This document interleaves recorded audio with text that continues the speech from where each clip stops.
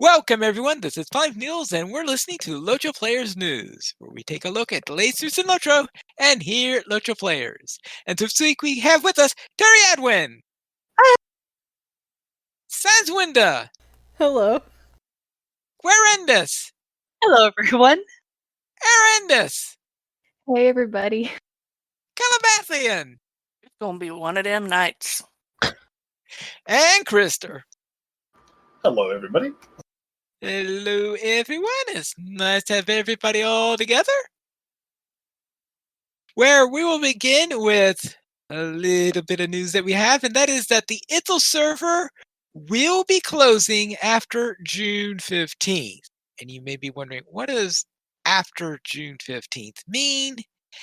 It means that it will close on the maintenance restart that follows June 15th. So the schedule currently for the maintenance restart will be on Wednesday, June 16th.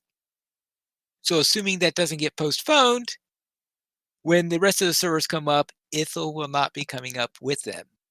Kind of like Terry's microphone.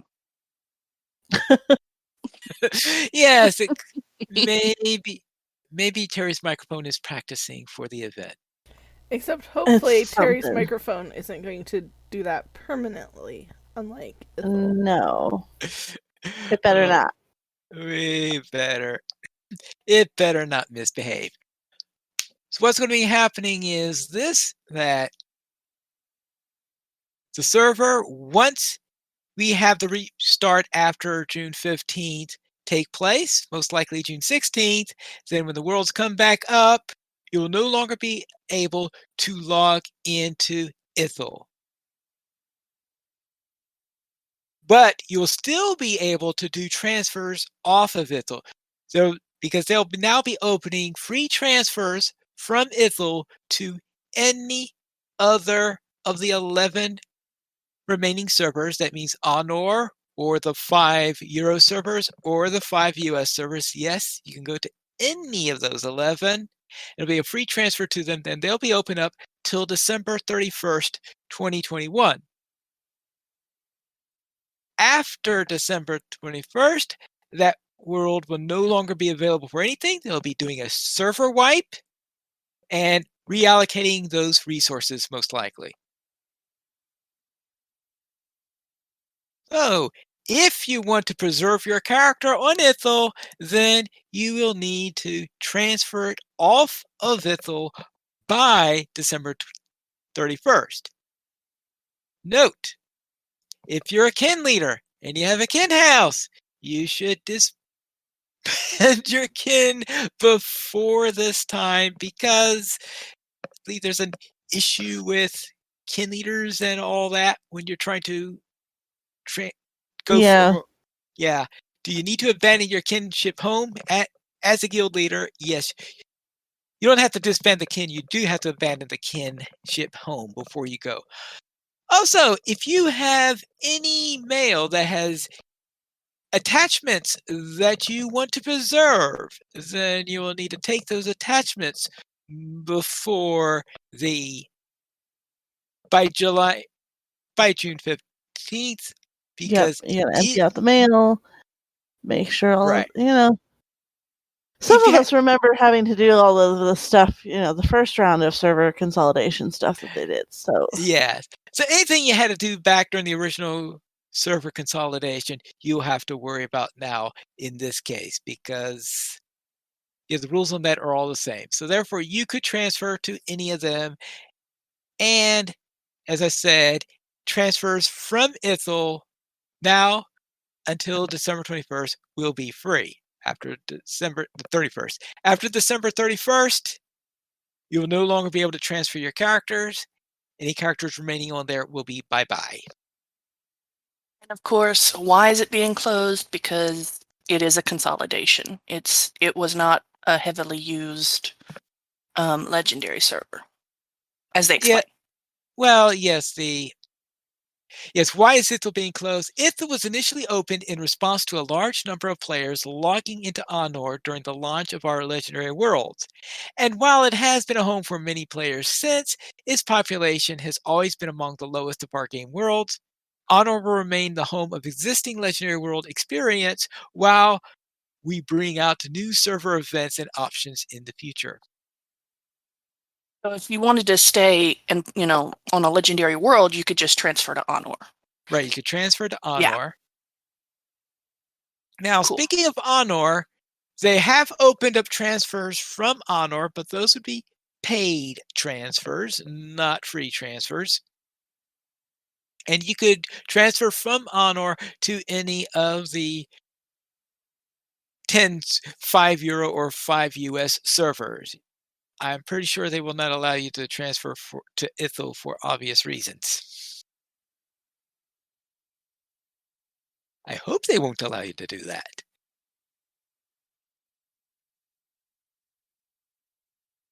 And that is it for the server update. Anyone have any questions on that before we proceed?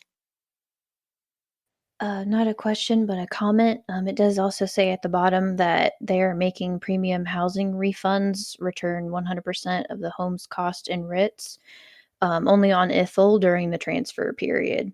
So when you go to, hit the sell button to abandon your premium house, you'll get 100% of the home's, cost and writs back. So just something good. to keep in mind.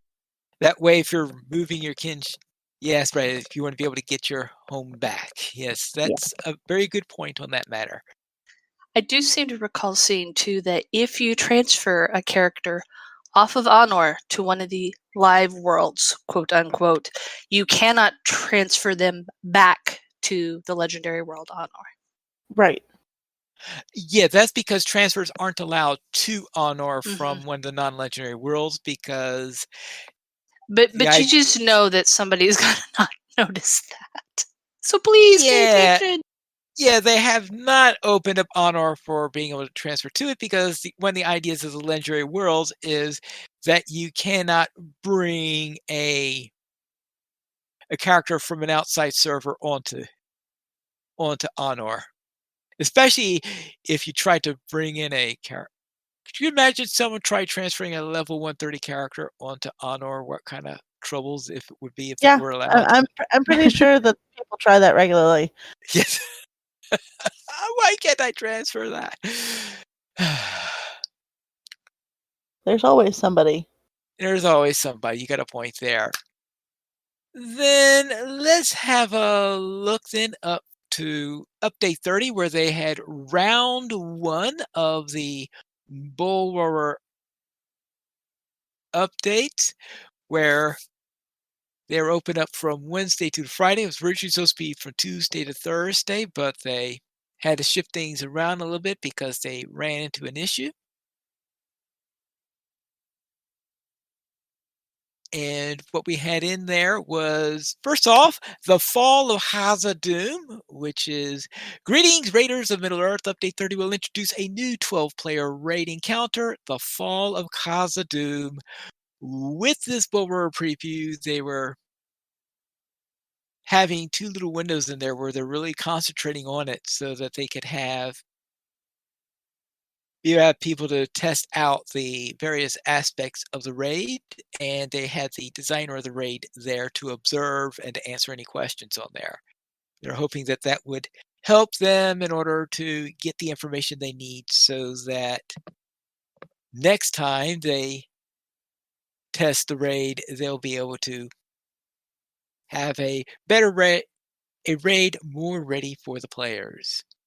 Because I'm sure that the first test had a number of issues in it, because isn't the first test always full of issues?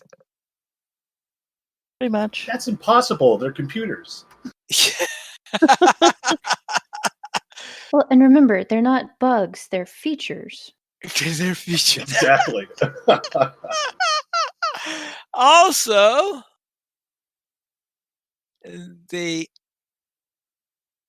yes, in fact, between the 2 tests, between the Wednesday test and the Friday test of the raid, they made some tweaks on the raid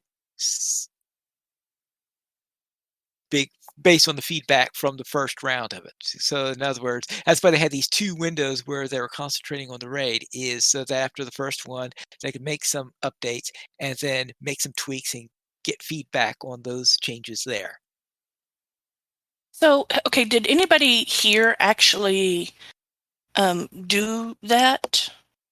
Do the raid? I didn't make it into Balrog. I patched, but I didn't actually make it into the game.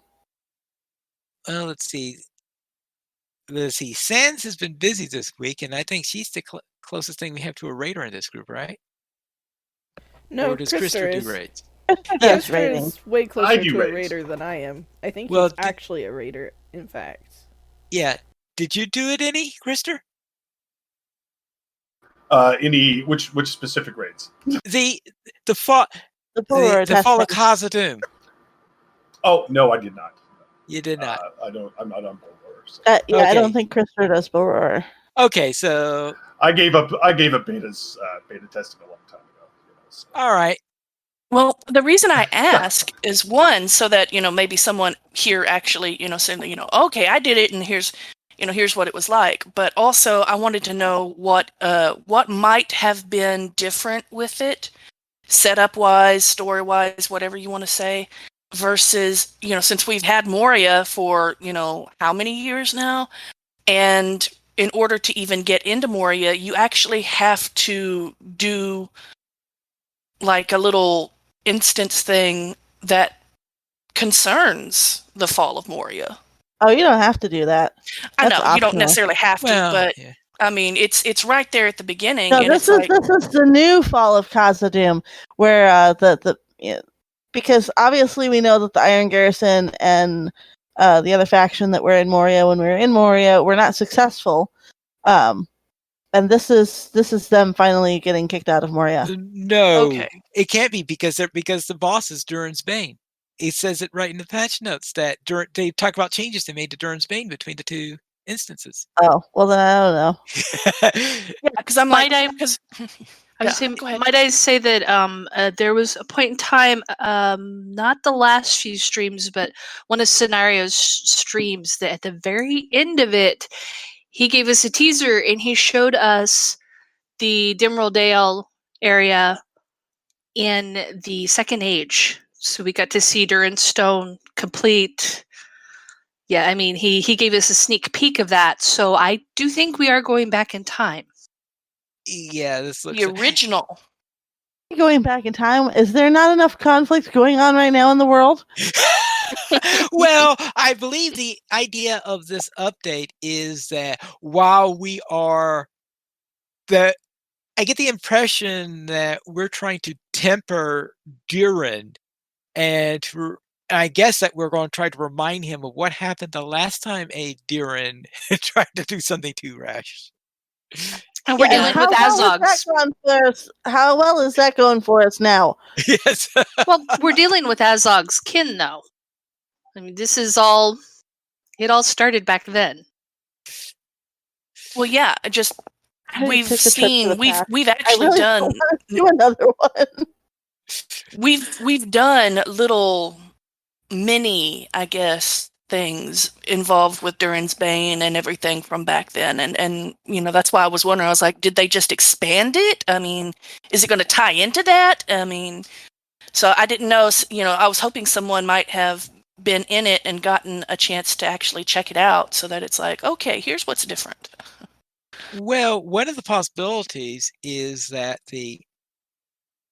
these could be the events, because according to Corey Olsen, I think it was about a year or half a year between the time in which Durin's Bane killed Durin and the time in which the dwarves finally left Khazad-dûm.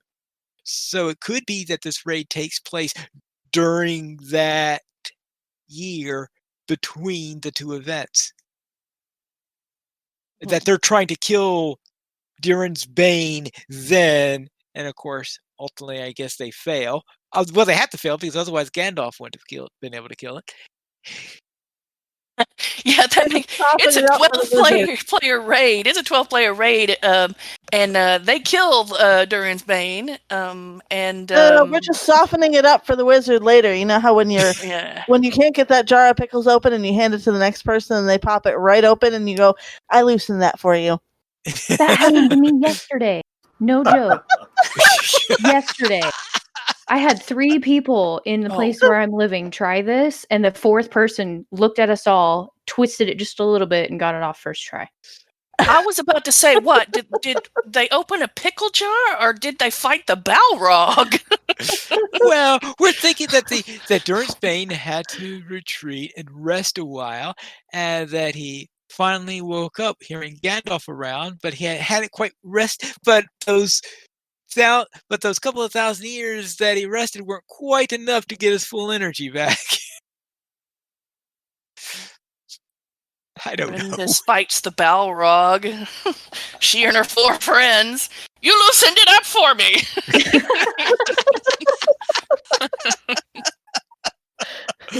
Oh, Yeah, all I could think was I didn't realize that wizards had problems with opening jars. Yeah, that too.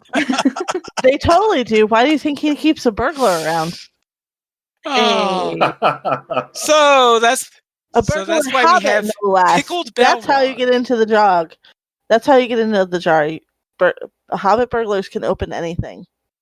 Mostly because of the Hobbit rather than the burglar. 'Cause the Hobbit, Right. the hungry Perfect Hobbit's combination. gonna like chew through something. That's why you tell us this is a jar of pickled Balrog. Let us try it. No, Do not come on. eat ancient evil.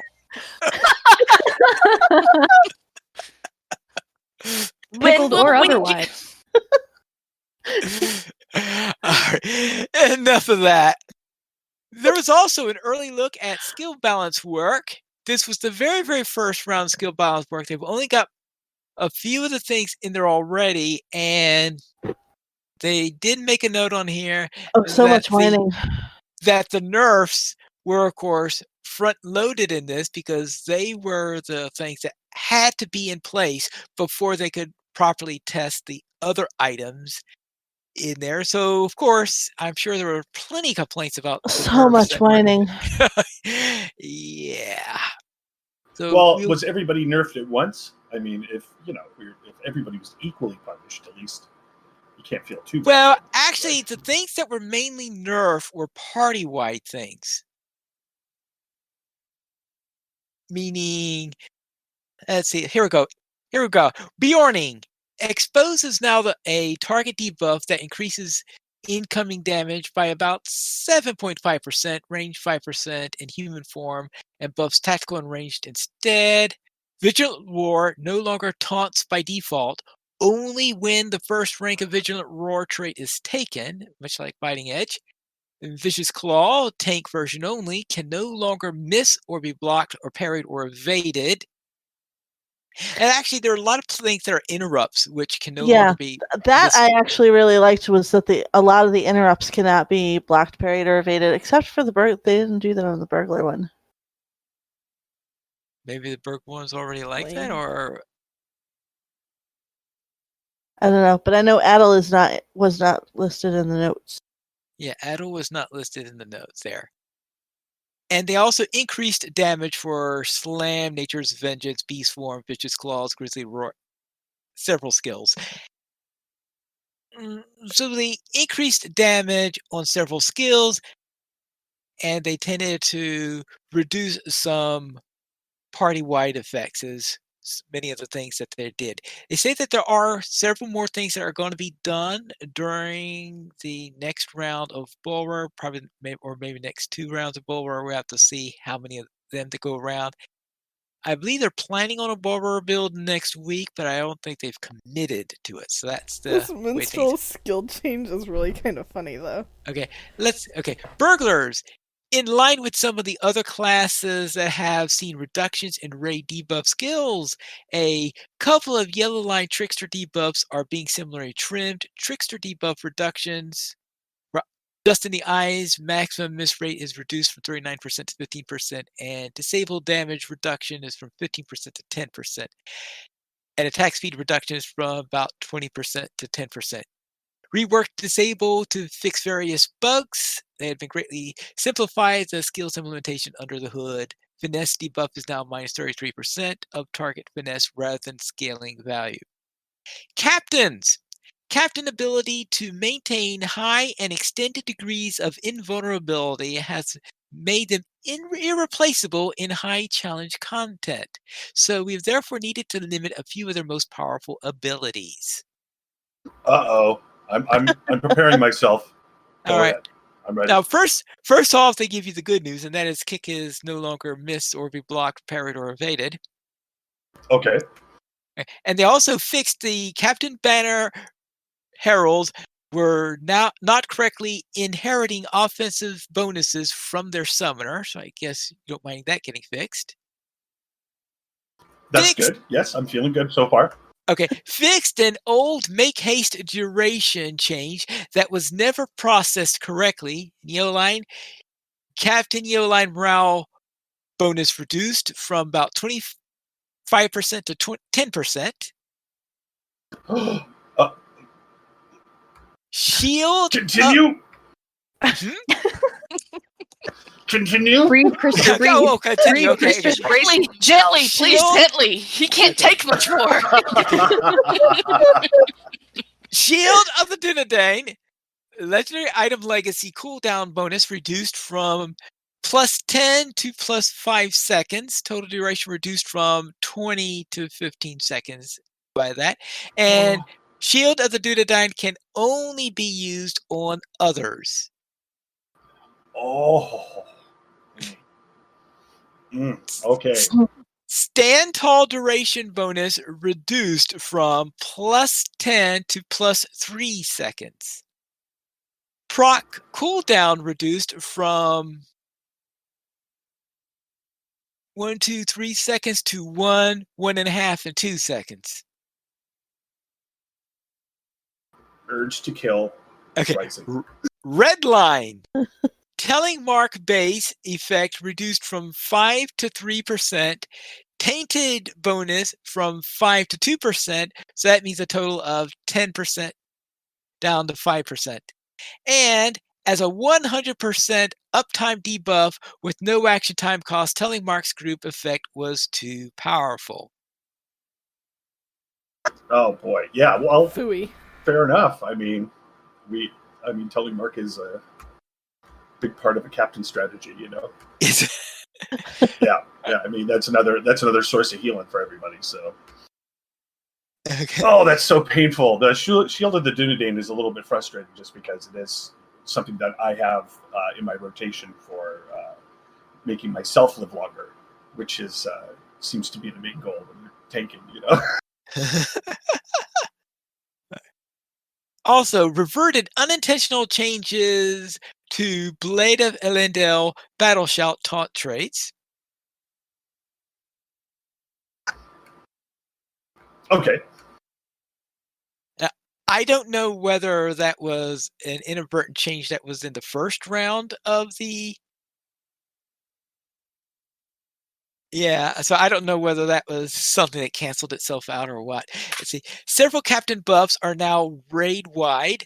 Make haste, motivating speech, muster courage, rallying cry, and rallying cry. So those are all raid-wide now. Wow. Okay, that is very good news. Right there. Okay, something you liked there. Yes, definitely. But make haste is the make everybody go fast for a couple of seconds. So yeah, having it apply to the entire raid instead of just the fellowship group is awesome. Yes, because otherwise that would have been really bad. You need a captain in each group in order to make use of it. All right.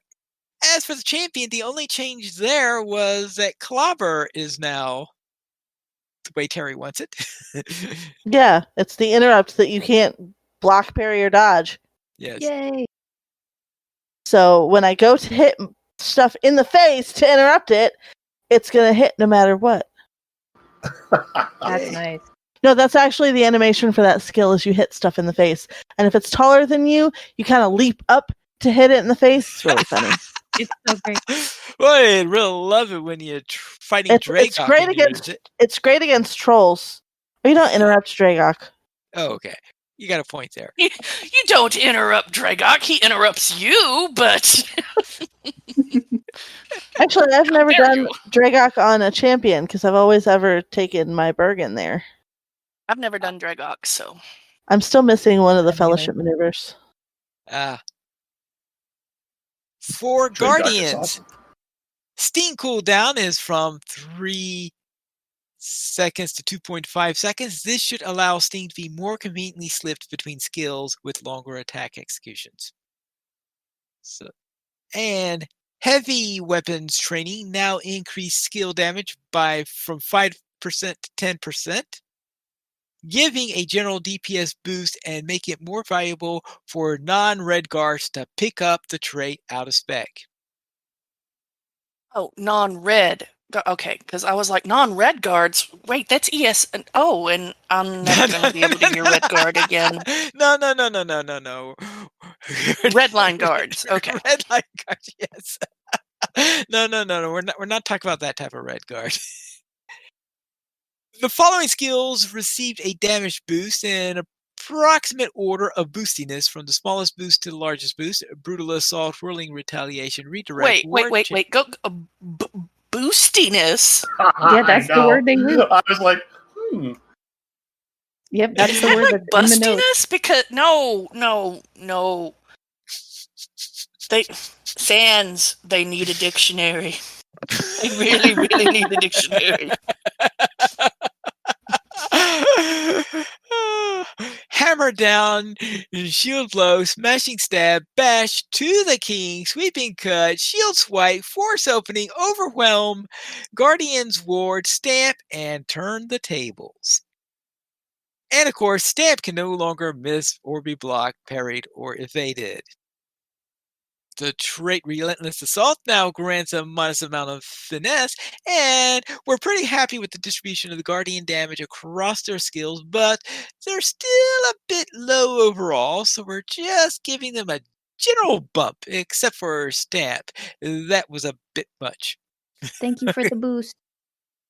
Okay. Hunter. Blindside will no longer cause the player character to move into melee range with their target if combat movement assist is active. Yay! Yay! Blindside can no longer be parried, bringing it into alignment with other ranged hunter skills. And to shoot someone in the face, they will be shot. And fixed Hail of Arrows trait to properly proc 50% of the time at the first skill tier and 100% of the time at the second. It was bugged for a while. Quite a while. Yes. Lore Masters. The sheer magnitude of Fire Lore and Frost Lore debuffs are considerably above where we're comfortable with large group content. Fire Lore trait effect was reduced from 35 to 10%. Ouch. Hence the whining. wow. Yikes. So much whining. Yeah. Frost Lore trait effect reduced from 30% to 10%. Double ouch. More whining.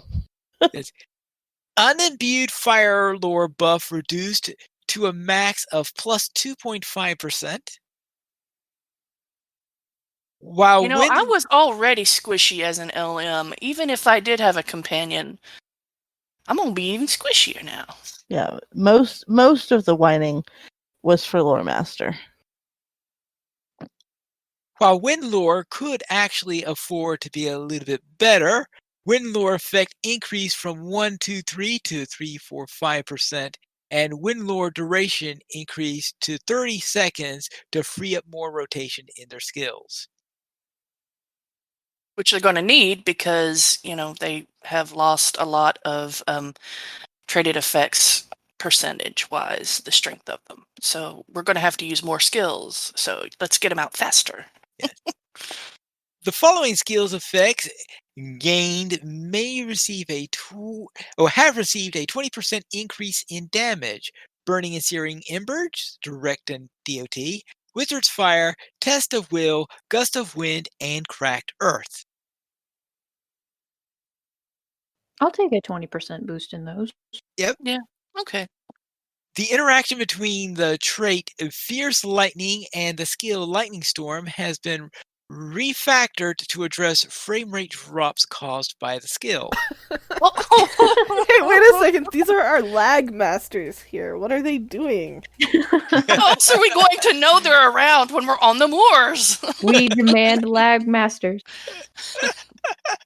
And the tooltip for Lightning Storm no longer erroneously suggests that the skill consumes morale. Well, that's nice. For the Minstrel, the tooltip for Major Ballad now correctly says it is a damaging skill in the dissonance form instead of the resonance form. I'm still laughing Always about this good. one. Now for Runekeepers. Mystifying Flames now affects all incoming damage, just like fire. Damage multiplier reduced from 15 to 5%. Oof. Known issues. The trait is currently specifying melee damage, but is intended to be all damage. This is a bug and will be corrected. The debuff has frustrated Fellowship Runekeepers for a while, as it was difficult for many groups to take advantage of it. Fiery Ridicule DOT damage from 7 pulses per 2 seconds to 7 pulses per 3 seconds, along with a modest increase in damage per tick. This extends the DOT long enough that Essence of Flame can be used to reliably maintain it. The following redline skills receive substantial damage bumps: Scathing Mockery, Essence of Flame, and Smoldering Wrath. Changed Frost Affinity to grant plus 20% outgoing healing, rather than force setting the bonus value to 20%, which prevented any other bonuses from stacking. And Mystifying Fire and Molten Flame are now unresistible. Rather than being Wardens. irresistible, which is like totally different. Yes. Wardens. Shield Slam, just like the other interrupt skills, can no longer be missed, nor blocked, parried, or evaded.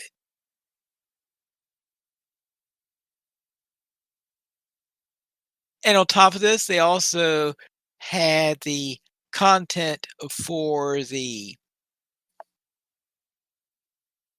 Actually, let me go back to here. Actually, let me go back to here. Release notes for crafting.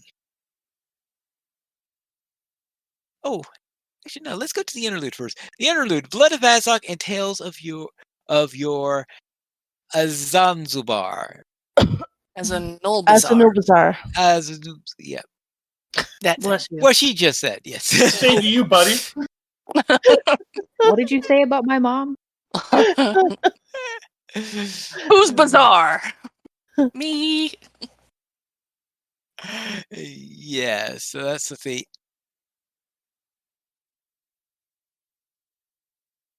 All right. Apparently, I can no longer access that information, so we will skip that. But this is a bit of an interlude that they're having. This is where the whole thing where we have Durin, of course, being frustrated that he can't get into Gunabad, and Oh yeah, so he's we're so having mad. right. So we have a bit of interlude stuff. In this case, we have the interlude back to the war between the dwarves and orcs, the latest big war with them.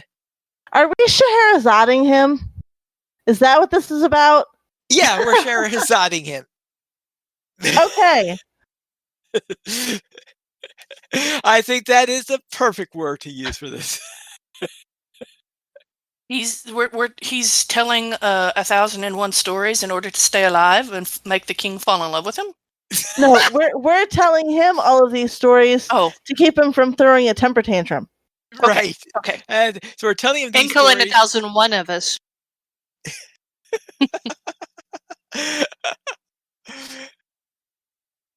So Man, it's Middle going to Earth be a baby long time if we have 1,001 interludes. No, so we have the interludes that we have for this, plus we're going to have I would presume in some ways the raid is also an interlude of a sort, considering that it's going back to the fall of Moria. Wait, are you saying Meanwhile- we're going to have an interlude within an interlude? 'Cause that sounds Basically, like Inception. I was about to It say is so Inception music. meta. for That's why she said we're going to Sherazade him. I mean, We are basically in this. I can see it now. We're going to get done with an interlude and go, all right, now we can get back to the game, and then we'll play that and realize we're still not back in the game. We're still in an interlude, and we'll finish that and go, finally, now we're back in the game. Except it'll still be an interlude, and it's just one. It's like a nesting doll of interludes.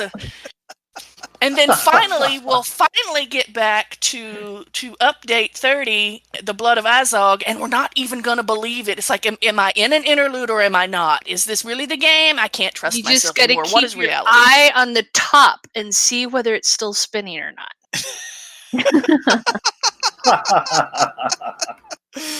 Is that a Gandalf thing? For some wisdom from Gandalf or the elves? Just keep your eye on the top and make sure it's spinning. No, I think that's it was an Leonardo Inception thing. DiCaprio. Yeah, that was from Inception. Yeah, that was from Inception. Well, Okay. yes, Sorry. I'm just saying. It's just It quivers and seems like it charge. should be Elvis wisdom, though, doesn't it? Keep your eye on the top. Maybe dwarvish wisdom. There you go. They made toys. They totally did. yes. In LOTRO world, the dwarves were Santa Claus. Yes. Screw elves. The elves don't know what toys are. Well, they finally Come do. on, You can write your Hobby stick horse in horses Rivendell, yeah. in After Rivendell. how many years?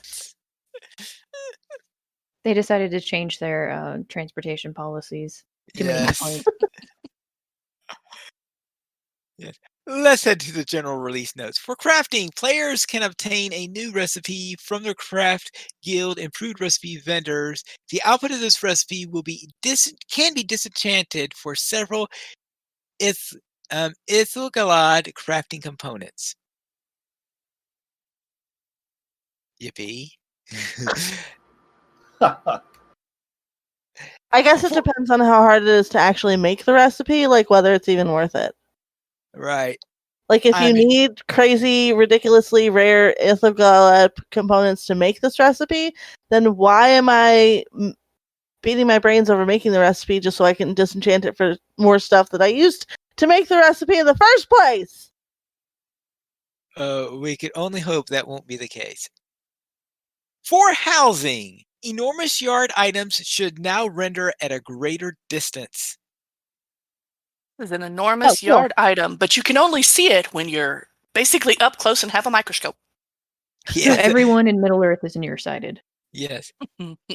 Using the housing custom decorations in Gammer's cozy hobbit bed, will now change the bedding color to one of 8 different options. I want to see Well, this one. That's nice. The It Gamma small, better be would like a approve. Superman or Spider-Man bedsheet or something. yes. Finally got something to match my underoos. The small obsidian wall carving housing decoration has been made to just a bit smaller to better fit its small wall decoration hook. The door to Miserable Replica and freestanding door to Miserable Replica housing decorations will now open and close on use. You may wish to remove and replace these items to their decoration hooks in order to properly update the physics. Was that a sigh I heard? No, that was a gasp of I want to open and close the door a million times and see what happens. It'd be cool if you could look through it. And see I know, right? See the other side. Maybe every time you open it, you get a different view or something. Like the Oh, that scenery would be changes. cool. Now we've built it up. It's going to be complete disappointment now. I know. Now I want to go watch Howl's Moving Castle. Anyway, Hey, there you go. Open the door and you see rock. Dang. Because we're underground, of course. Okay. Interior housing hooks have been consolidated. Thin, small, and large furniture hooks are now simply furniture hooks. Small and large floor hooks are now simply floor hooks. Small and large wall hooks are now simply wall hooks. And note, items placed in hooks may need to have their placement rotation adjusted as part of these changes. Wait a minute. So you can use any size furniture on any of the furniture hooks and etc.? Yeah. So it was basically a misnomer that a thin furniture hook, you could actually put large furniture into a thin furniture hook. Well, I know you were always able to do that, so. Okay. But now they'll just be called furniture hooks. Well, that makes sense, because I was like, wait a minute. I just don't like them moving my furniture when I'm not at home. I know, right? Oh, well. Quests and adventure areas. Gavalaka Stable Masters are now named Mission Recruiters and will allow lower-level players to access assorted mission content across Middle-earth. On Bulwer, they have 3 locations where they could take you. They could take you to the 3 locations where you have missions available. That will be Trestle Bridge, Anakrufu, and Erebor. Right. Nakrafu and Erebor. Erebor would be the new area that they're just adding with this update. So that means now it'll be very easy for people to get the Trestle Bridge as opposed to, what? You did all that questing in the Lone Lands and never got to Trestle Bridge, and now here's your first trip to Trestle Bridge? Well, don't worry, just go to the mission recruiter. So this may help if you haven't gone through the Wildwood to get your return to Trestle Bridge. Or you Yeah, can. it'll also help in that case. Yes. The mission, well, yeah. The mission recruiter stable masters have networked. Now you can travel between Trestle Bridge, Elder Slate, and Erebor for your daily mission needs. Nice. Yule Festival Quest, a mission to bring good cheer. It is now possible to use Mithril coins to return to Mara Sandy's Downs. Thank you. Aaron Laskelin Quest, New Thievery, ambushed on the river. It is now possible to use Mithril coins to return to Londur. Elder Slade, the Master of Turago, breaking combat will no longer cause Bandros to become unresponsive. Just shock him into being unresponsive, apparently, Yeah. if you stop fighting him, right? Yes. How dare you? The Waste, Camp of the Host. Players will no longer get stuck on invisible objects at certain points in the Camp of the Host. I was just there earlier. Dang. That's the only reason I go back there anymore. To get stuck on invisible objects? The invisible parkour? Everybody. Only the coolest people are getting stuck on invisible objects. You guys should try it. I don't hang out in the waste. I could understand why. Midsummer Quest, a cure for all ills, disciplining noisy revelers on Erelit's behalf in the Houses of Healing is now more fellowship friendly. Thank you. It's my turn. So either they're going to respawn faster or... maybe they'll count for both? Maybe they'll count for both, yeah. Ooh. Or they don't despawn or something like that. We'll find out. Torch-carrying elf, high elf runekeepers no longer T-pose. Well, that's disappointing. How are we going to know they're dominant?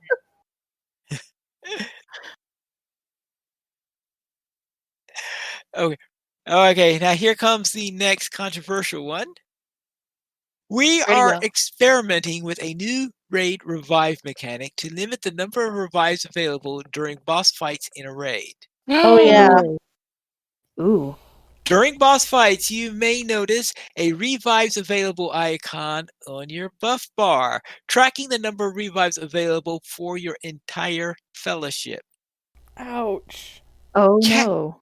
Casting any revive effect will cause this counter to drop, whether or not the recipient accepts it, so choose your targets carefully. Oh, ouch. If the counter is currently at 0, all revive skills will be blocked, grayed out. Every X minutes the fight goes on, your fellowship will receive another revive token up to a max of 3. The rate at which you gain these tokens varies by tier, from 1 every 2 minutes to 1 every 10 minutes. And it's 1 every 10 minutes on tier 5. And I think 1 2 minutes, I think, is what they're having at tier 1, but they're considering not implementing this on tier 1. Well, that would be So- helpful. So now so they- captains Yeah. are the only ones allowed to use their reses. Why Or would the captains res be skill. allowed to use their reses? Because they can res the most. You get more bang for your buck, you know. It's Ah. one skill, but I think 2 people come up. Yeah, if you have it fully traded, you're gonna bring 2 people back, and you bring them back at full morale, and you apply a bonus to the fellowship. So the captain revive skill is going to be. So So don't worry about After the those- nurse captains. You'll still be valuable. yes, you'll still be valuable. You'll be the resers. Yes, just stay alive so we don't have to use a res on you. Yeah, you stay in the corner and just res people. That's your entire job now. Or they better Tanking. drop our cooldown. When a boss fight ends, all revive tokens clear. And currently, this mechanic should only be active for our 2 most recent raids for testing. That's for. And also, some miscellaneous thing: elf female avatars now used to correct base idle. Summer Days fireworks may be used while mounted. Anniversary fireworks may be used while mounted, and eagle fireworks may be used while mounted. Yes. Please do not firework and drive. No, you can And- totally use fireworks and drive. Just don't die in a raid, or your whole raid's gonna be upset with you. Or try to actually look at stuff or sell stuff from your bag while on a horse. Right, you'd be too busy. But might you know, fall you off. can you can totally use fireworks while you're on your horse. Well, presumably you can't be moving on the horse because the firework has a progression bar. It's got an induction, Right. so you have to be sitting still on said horse. You know, But I still, want to know why I'm more busy, like too busy to do anything while I'm on a stable horse when I'm not driving. That's what I really want to know. Like, yeah, I that's can a do more mystery while that I've never driving. quite been able to unravel. I would love to be able to take care of my bag while I'm on a long stable ride. Yeah, for sure. Well, the trick for Well, this okay. is to open your bag before you get on the horse. But it won't let you move things in and out of like vaults and things like that. Oh, Or sell. I believe that this is because we view this fantasy world through an imperfect lens, i.e., our monitors. And so what we're not seeing is that when you're mounting that stable horse, it's an old, rabid, psychotic horse that's literally everything that you have to do. You literally have to focus 100% on keeping this horse in a straight line, or you're toast. You know, I could The totally most believe this dangerous about creature the, in Middle about Earth the is growths the in stable Moria. horse. the goats in Moria. This seems plausible, actually. Oh yeah. Oh, it does. Well, goats and Moria are all Oh, psychotic. Moria's and my drunk. favorite. Yeah, that's what I felt. It was like whoever programmed these goats was drinking. Well, the goats sure seem like they are. well, the goats are definitely drunk.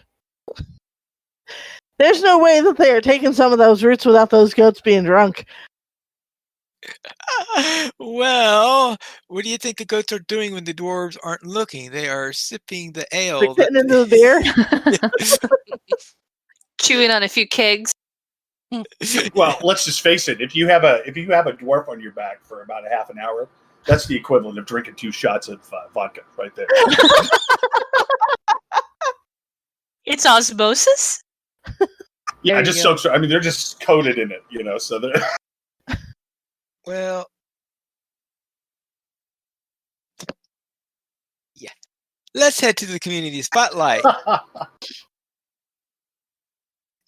The 11th Housing Weekend Middle-earth contest by Deco de Milu is underway. You can read more about this on the link.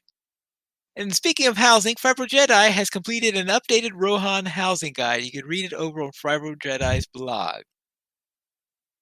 Cosmetic LOTRO is launching a LOTRO Goes Retro contest, and you can read more about that on the Cosmetic LOTRO blog. What do you mean LOTRO Goes Retro? Is she celebrating 10 years of her blog? Ah, Oh, okay. Because I was like, we're gonna have people dressing up like it's the 1980s or something. I mean, the 50s. What? Now remember, What? Making before the outfits using cosmetic. retro cosmetics because Yep. cosmetics Yeah. were not originally part of the game. They came in later. Yeah, and that's what I loved about it. Is back in the old days, you could just look at somebody and go, "Ah, you're 5th level, aren't you?" Well, and actually, when they first implemented cosmetics, they didn't have a wardrobe system, so you could still only wear something cosmetically that your character could equip. So, like light character classes couldn't cosmetically equip heavy armor the way they can now. Yeah, LOTRO's definitely got my favorite So- cosmetic system. Period. It is the best one. Yeah, it is really awesome. I Oh, wow. lament in every other game that I play, why can't your cosmetic system be like LOTRO?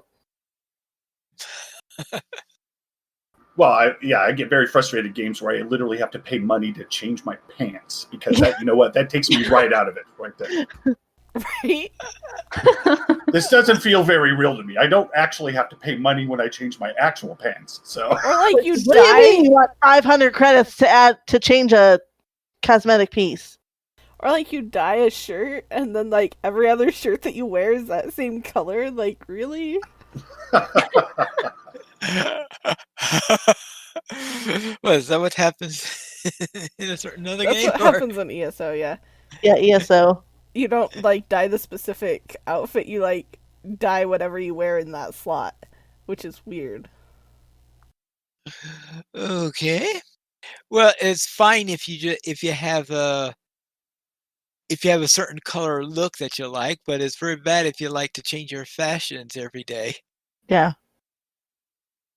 Very expensive. Yes, because you have Yeah. to pay to change the color. Even if you just want the normal color of your next shirt.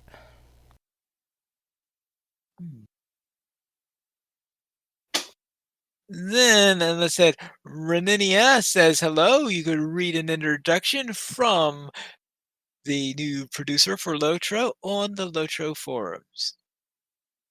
Is she like not like brand new? Like this is the producer? Is she, or is she like we now have another producer? Well, Like here's our first one, here's our second one. what happened is that his job is to concentrate specifically on LOTRO and help Severin, because Severin was the executive producer for both of them, and I think for a while there they didn't have producers for each game under him or not. They just had Severin handing as executive producer for both games, and Okay, because I was like, wait a minute, did we lose our producer, or is this just like the extra one? yeah, so I don't think we had, because our producers' letters in the past have been written by Severin, the executive Mhm. producer. So Okay. now there's a producer for LOTRO, and there's also one for DDO. And anyway, Reninia has been learning the ropes for the last couple of months, trying to learn the forms and all that, and has been lurking for a little while, but then they finally introduced him, and he was on the stream with Cordovan yesterday for the weekly stream. Cool. Now for our kin haul. Southern Cross 1 is an Arkenstone-based kinship, currently looking for both casual and raiding enthusiasts to join them. This international kinship enjoys PvP, in-game raiding, alts, and more. You can read more about that on the LOTRO forums. Well, it's Arkenstone-based now, but based on the name, I'm assuming that at some point they used to be based on a different server and they transferred over during the consolidation. Speaking of Arkenstone, that totally all the nerfs and everything that they've been, we just talked about with the update. Yeah. Monster play is fixing to get real interesting. Well, they are already complaining about how after the last little nerf, they needed new gear and they were getting new gear for the in the next update, and they were really that would balance it back out, and now they've actually nerfed a lot of stuff that is. So, their idea of being nerfed is 3 wargs is equal to 1 runekeeper. So I'm not sure that they have a legitimate idea of nerfs. Oh yeah, I'm just saying if they were complaining before, oh my word. I would say that for now, we have to see what's going to be in the next couple of rounds of Bulwark, because this was only the first step on the changes. As I said, it was a little bit front heavy on the nerf side, simply because some of these nerf side changes were wide changes that they wanted to get in before they implemented the rest of the changes. Mm-hmm. Thus, they got in first. But they're hoping to have a little bit, some good news, shall we say, during the next couple of Bulwark updates. We'll have to see. Maybe legendary scrolls aren't horrible to obtain. With that. I didn't hear a word either of you said. Yeah, sorry. I said if we see fewer lore masters on the moors, I'm okay with that. Sans? I say good news. Maybe they decided that we could actually obtain legendary item scrolls at a reasonable rate.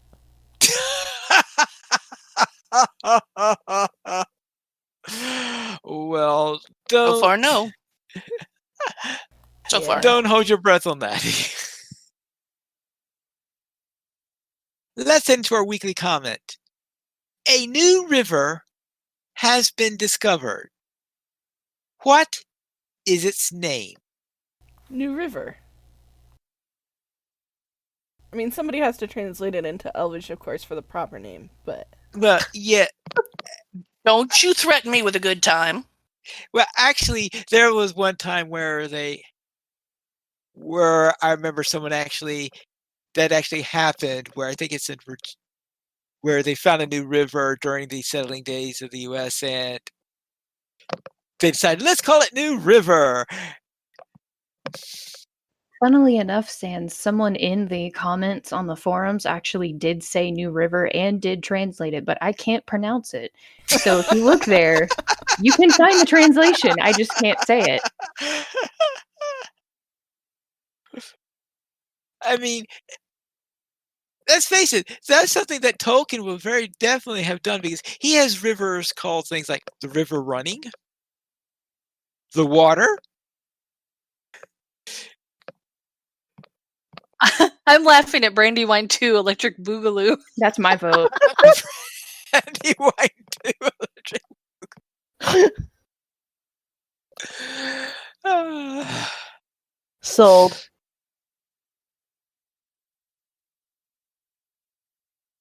Yes. Let's head to our fan site news. Learning LOTRO has a blog meant for newcomers, and this week, Gamer Reverie takes a look at Hobbit. Read more over at the video game blog. And last week, we needed a flamethrower, or was that Sans Window who needed a flamethrower? It was really just Sans needed a flamethrower. Don't put a flamethrower in my hands, because I'm going to burn the whole place down. Anyone encountering spiders or having to get their scrolls of empowerment needs a flamethrower, technically. And someone called yes. And someone called Calabathian wrote a little fan fiction in the Berg's Tale. I know, it was like chapter 20. Yes. Get me!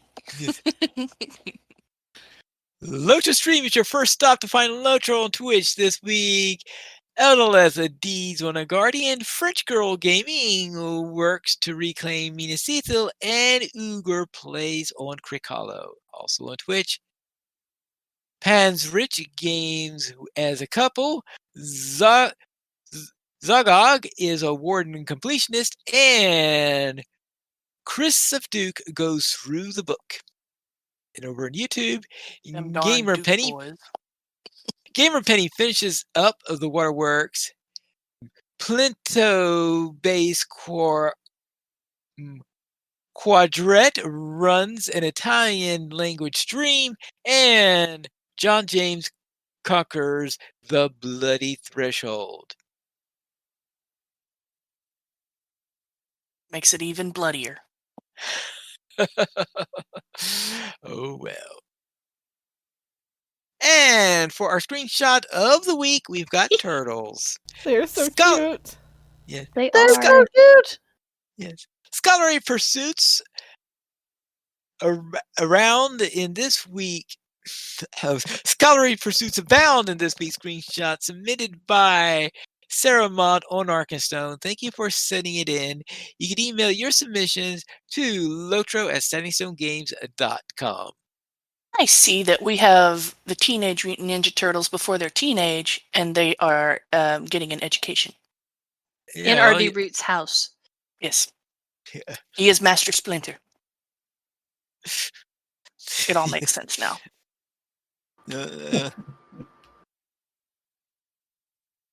Let's head Here's into the our store pizza. sales. Terry Edwin, what's for sale? Oh, let's see. Our coupon for the week gets us a free universal solvent with coupon code SOLVEUNI, now through May 27th. And also through the 27th, we've got 25% off stat tomes, regeneration food, run speed boost, attack damage boost, and yeah, nothing good. Nothing good. Okay. Then let's head to our site news, because not only did we have that chapter 20 come out last week, but today we had the release of Berg's Tale chapter 21, where I would assume that Morkandir is in full form. Yes, as a matter of fact, this should have been out on Tuesday, but apparently something broke this past week, I don't know, on WordPad or whatever, and it did not post. And so I posted it tonight. So chapter 21 is now live. I am very salty about this, but it is part 2 of the traveling up in the instance to the top of Weathertop. And yes, Morkandir is in fine form. Okay. Morkandir this has time. no comment. Morkandir has no comment about being delayed this week. He does, but I have to keep it pine leaf friendly. Okay. Okay. Then we will pass by that then. You have no idea how many times I'm in the middle of a scene and Morkandir would say something that is not pine leaf or game friendly, and I have to be like, what else could I possibly say to censor myself on this? I just imagine Morkandir with his teeth gritted a lot. Yeah. Yeah. Yeah. Let's then head to our pick of the week, where Terry Adwin has chosen the Golden Blooms by Cosmetic LOTRO. I have to say something before we start here. I opened this up.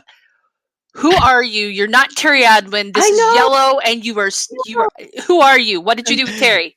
Technically, this is not yellow, but it is actually also a dye that I would not advocate because it's a festival dye. But it's Cosmetic LOTRO, and none of the normal rules apply with Cosmetic LOTRO because she's the first cosmetic blog that I followed for LOTRO. And also, this is really pretty, and I need to get that staff. Well, you'll That have to staff do is amazing. Remerkant. No, I do not, because she got it from the quartermaster from the March on Gundabad. Oh, okay. All right. Then we'll have to do March on Gundabad. Yeah, I've been there, done that. I just have to actually log in and get the thing. Go get it! And then figure out what outfit I will make to go with it, because obviously I'm not making anything yellow. But I've got to say, that is a beautiful yellow, even though it's not yellow dye. It is. Well, it's autumn leaf dye, so it's actually more gold. And that's one of the dresses. barter for from It's the. really, really very yellowish gold. It looks the way actually I very expected. buttercuppy. It looks the way I expected the yellow dye to look. Yeah, it's very buttercuppy, actually. Well, to respect Terry, I think we should just all refer to it as yellow. We could refer to it as Buttercup. Princess Buttercup. As you wish.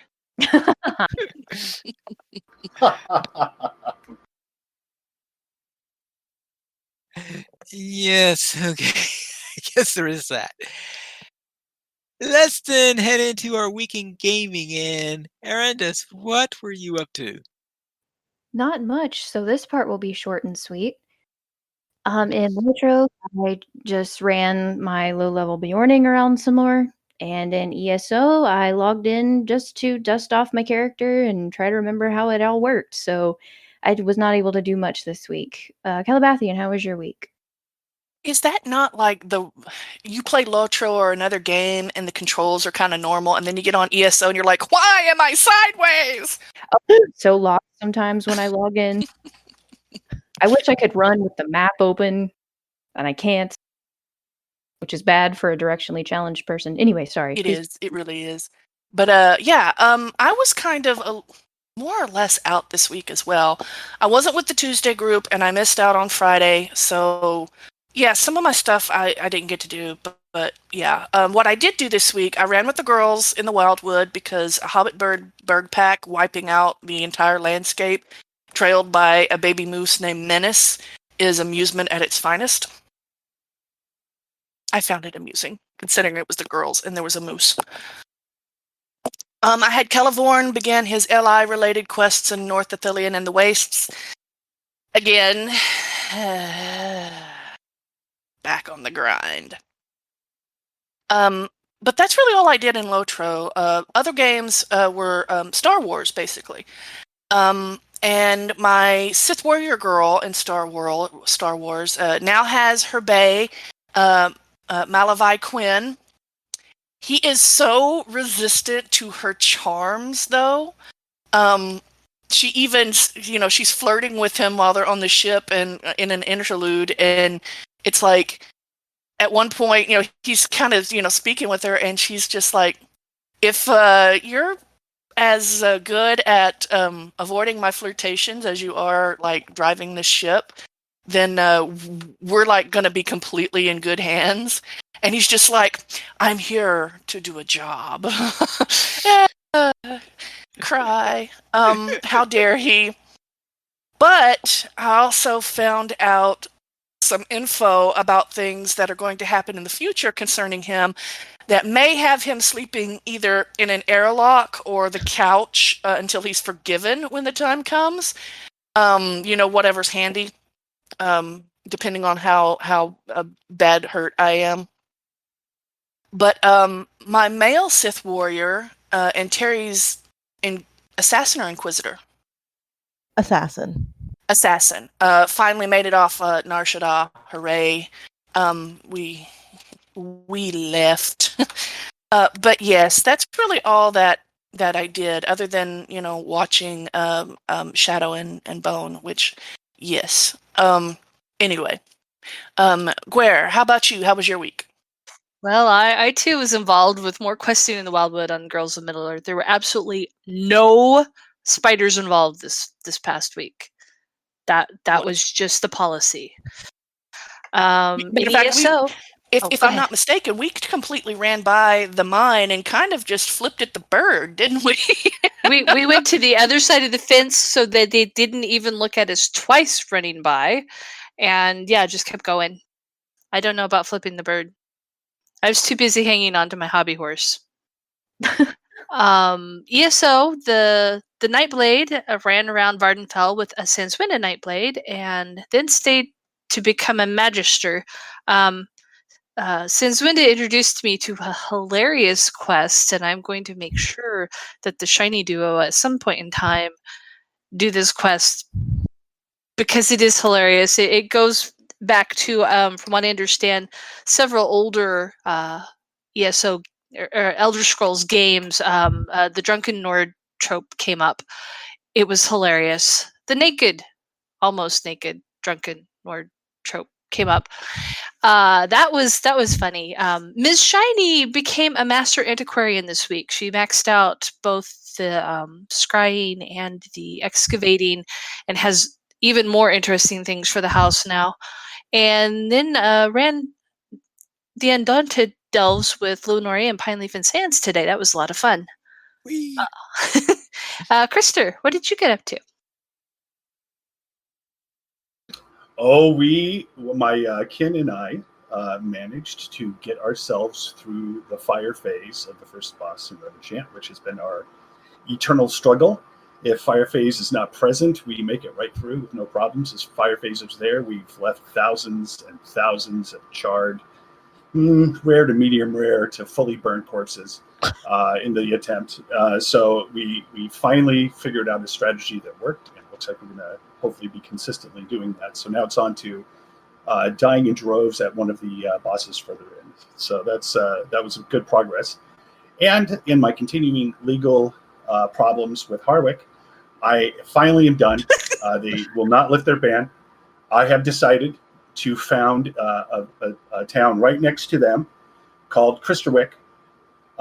So it is basically like Harwick, but you don't get banned. Nobody gets banned in Harwick. The downside is it doesn't really contain any buildings or any services. So we're kind of working on that part, but I just wanted to let you know that that's the final straw. Harwick is done. Kristerwick will become the town that everybody wants to come to. Oh. And I decided that I wanted to show you guys how much I appreciated you. So I'm going to give you guys 20 Kristerbucks and put it in Discord chat.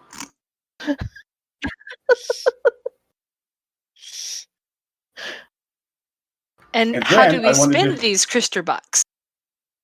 Oh, well, I'm glad you asked. Have you ever heard of footcoats?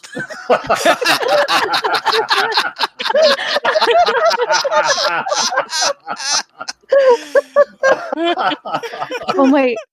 You even posted it in Discord. I did, yeah. That is so You know, great. just the other day, my hobbit was wanting some footcoats. Well, I'm starting to feel graphic-y again. And I know I a while ago I shared the Uncle Warsfag's extra chewy, old-fashioned honey cakes advertisement. Yes. I'm thinking I'm going to be doing some more stuff, but I wanted to share another one I did. This was for a hunter in our ken.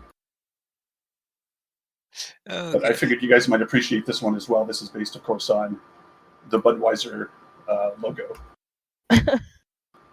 But now I might be carrying my graphical attacks out on you guys. Just letting you know. I'm feeling kind of frosty now. These are And, great. you know, the conversation today, that was really interesting going over kind of of course, the pluses and minuses of all the class adjustments are doing. And it's so, personally, I just find it really funny and kind of frustrating that the solution to so many things is not to take the people that are lower than you and raise them. It is to punish everybody and lower everybody.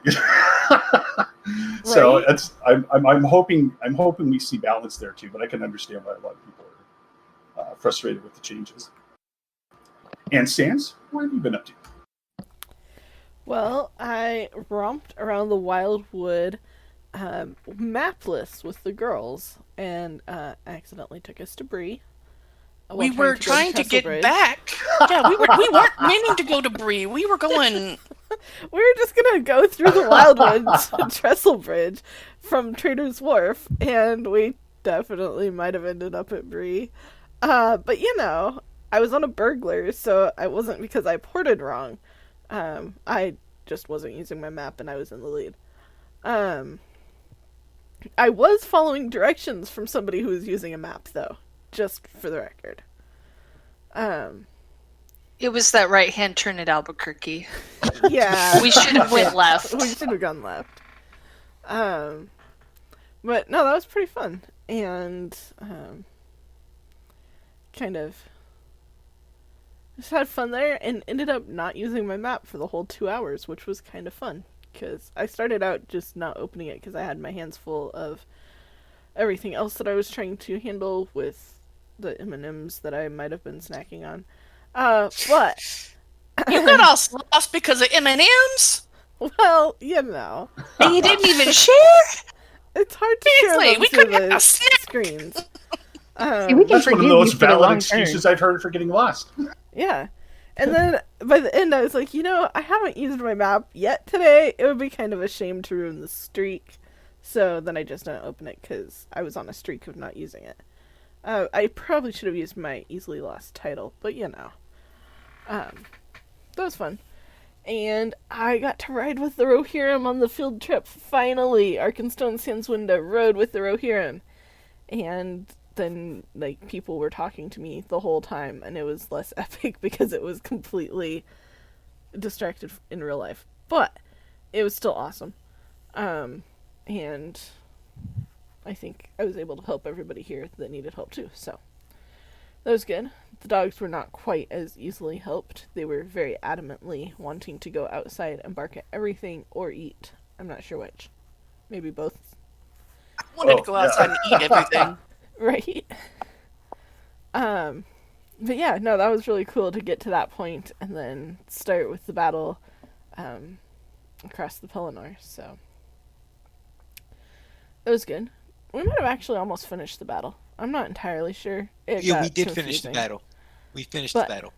We fought valiantly, sometimes as a group, and sometimes it made us go solo, and we did. With, I think, only one death. Were you guys on your high-level characters? Yes-ish. Okay. Just checking. I was like, I wasn't supposed to be part of that group. I don't think so. The 107s, who Yeah. may or may not go very much further. We'll see, depending on time and such. And I reached level 5 scrying in ESO after Pineleaf pointed out that my leads would time out after 30 days and I would lose them. So, oops. And have been working on leveling my warden and ran some Undaunted Delves with friends, so it was pretty fun. Terry, what have you been up to this week? I hate to say I really didn't play a lot of LOTRO. In fact, I played all of 20 minutes of LOTRO because I logged in to play with the Tuesday group on Tuesday, and I ran around the game for 20 minutes before I realized that I hadn't actually gotten into the Discord channel. And by the time I got into the Discord channel, Sans and Pine were in ESO, so I switched over to ESO to run some stuff, and I honestly don't remember what we did because I was trying really hard not to fall asleep because I was so tired. It's coming up on Memorial Day, and I work at a big box DIY store, so DIY hardware store. So work is hell right now. Oh yeah. In fact, we're in the middle of a time frame that is internally known as the 100 Days of Hell. And I felt every bit of it this week. And that was all the ESO I did because I played a lot of Star Wars. As Calabathian mentioned, our Sith characters that have been running together finished up on Nar Shaddaa. Now so we're rotating which of our pairs do which planets. So the snipers did Balmora, so the Sith did Nar Shaddaa. So we did all the planetary quests on Nar Shaddaa, which is exactly as much not fun as that sounds. But hey, my Sith assassin came out with her own cult. The healers? Something healers. Mm-hmm. The glorious healers. You founded a cult? You founded a cult and you can't even remember the name of it? Yeah. I know, it's really sad. It's just one cult of many to follow. Come on. Right? I think it's the Glorious Healers or the Gleaming Heal. I don't know. It used to be the Screaming Blades, and I took it away from the other guy, and it wasn't that name. So I mostly remember Screaming Blades because those were all the people I was killing. I don't actually remember what my own followers were calling themselves by the time I was done. I just said, fine, do whatever, but if I ask you for help, you're going to do it. And they said, okay. So we left. And so now we are going to have, so this is our midway point to chapter 1. So we will have some interludes that we have to do for each of our class stories before we can move on to Alderaan. So Alderaan will be our next stop. But first she's got to do something for her boss, and I got to do something for myself, actually. Trying to keep myself alive, I'm pretty sure, is what's going on with my character. Also on Star Wars, my male Sith sorcerer that I found over on the other server finished the story and became Darth Imperius, one of the 3 titles that you can earn as the Sith sorcerer by the end of the story. I definitely still like the female voice better for that class, which is probably why I play the female better more than the male. They both have the same kind of dry snarkiness to them, but she just has this extra something. I mean, some of the classes I can go either way. Like the Sith Warrior, I actually like both voices. The Smuggler class, I like both voices. Sniper, I can go either way. Sith Inquisitor, I like the female better. Same thing on the other side. The counterpart class, which is the Jedi Consular. I prefer the female voice to the male. She just gets the emotionless robot thing so much better than he does. Which, is what the Sith are, which is what the Jedi are supposed to be. And then there was an update this week on Craft the World. So I updated my game and lost most of my hours today playing it because it is entirely too easy to lose track of time. You start going with the dwarves and you start digging and you start crafting, and the next thing you know, you look up and it's been 6 hours. It's like, wait a minute, I was gonna go do something 5 minutes ago. No, that was 6 hours ago. So, Pineleaf, how was your week? I'll begin with my warden on Honor, who helped to clean up after the Battle of Pelennor Fields. And I also headed into Osgiliath, after Battle of Osgiliath, that is.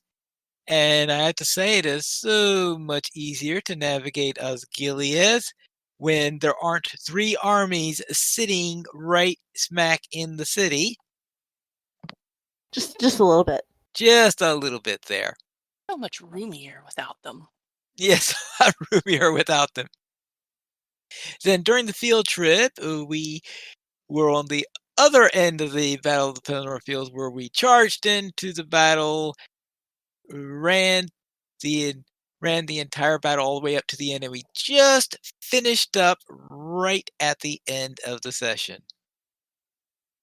Then over in ESO, my main character there ran several rounds of the Sigic Order, where I was traveling around Tamriel with the Skull of Morkandir. Wait, what? The Skull of Morkandir. That is the only way to describe this object. You'll have to take up the Sigic Order. What you'll do is you have to take up the Somerset quest line. And that'll send you into the... Actually, they'll send you to the place where the Sigic Order is. And then when and you could join the Sigic Order and take up the Sigic Order quest line.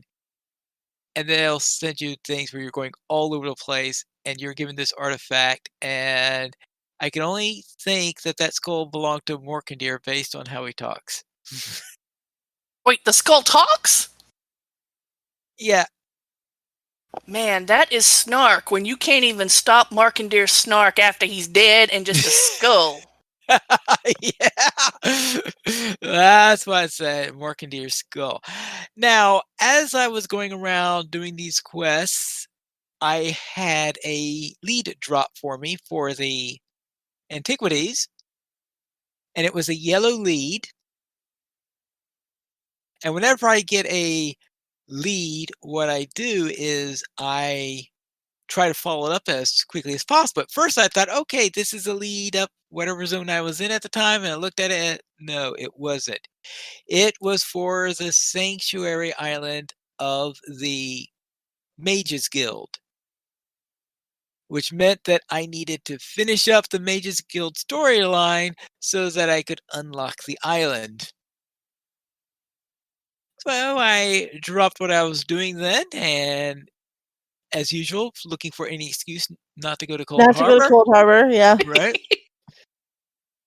I then ran the Mages Guild storyline. I think I had finished the first 2 parts already, so I ran part 3 and part 4, part 5, ran those 3 parts. And I couldn't get part 6 done, and so what's wrong with part 6? Oh! Yeah, I was not quite yet up to rank 5, so I had to go through a couple of zones and pick up their books. That got me up to rank 5. Once I got up to rank 5, I then ran the final chapter of the Mages Guild storyline. And I was thus able to follow the leads and all of that. I was able to follow the leads, and I found the antiquities that are on that site. And I thought that was a very, very interesting ending to the Mages Guild storyline. So that's it for what I did this week in gaming. So let's head into news beyond LOTRO, where the Battle of Five Armies board game is going to be returning to stores. And that is, of course, based on the Hobbit movie in there, based on The Hobbit, and it's based on the acclaimed mechanics first used in the War of the Ring board game. The Battle of Five Armies merges action, dice, and event cards to make each game a unique experience. The system has been further enhanced by the addition of the Fate Track mechanic, handling the arrival of the allies and triggering of special events. The Battle of Five Armies includes 126 plastic figures with all the main characters of the battle and many more top quality. 126 plastic figures? Sorry. That sounds like a bit too much. And that will be so that'll be Battle of Five Armies Revised Edition, which is the updated version of this. And it'll be available in September of 2021. Our top supporter this month is LOTRObuild.com. This is a collection of full LOTRO databases, including an items database, a relics database, and a titles database. Also, you can use it right from Discord with LOTRObuild bot. We currently have 17 supporters on Patreon. And if you'd like to join this illustrious raid of players and help support LOTRO players, you could go to the donations page. You could support the Players Alliance on Patreon. Your money would be used for our podcast hosting, website hosting, and to pay for our live shows. We did not receive any emails this week, but if you'd like to send one, you can send it to podcast at LOTROplayers.com. You can also follow us on Twitter, Players Alliance at Players Ally, LOTRO Players at LOTRO Players, Arendis at Arendis, Pineleaf at Pineleaf Needles, Senswinda at Senswinda, Terry Edwin at Terry Edwin, Guarendis at Guarendis, Calabathian at Calabathian, and of course, we have Krister, who is running Bartertown. Krister Blaster runs Bartertown. Who runs Bartertown? Yes. LOTRO Players News records on Saturday, 8:30 p.m. U.S. Eastern Time. You can join us for our shows at LOTROplayers.com/live. And that is all for tonight. And this is Pineleaf Needles reminding you to skirmish responsibly.